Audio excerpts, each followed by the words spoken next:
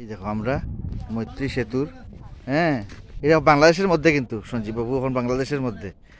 এই যে এই যে কাঁটাতারের বেড়া,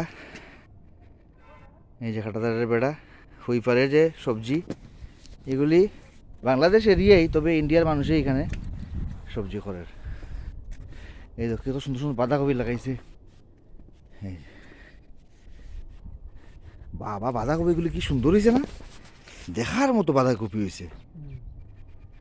ওয়াও, ডাক দিলে হ্যাঁ, এদিকে যাওয়ার কোনো ব্যবস্থা নাই আমাদের, সব বন্ধ।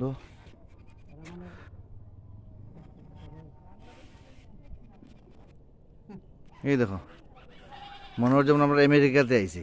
এই যে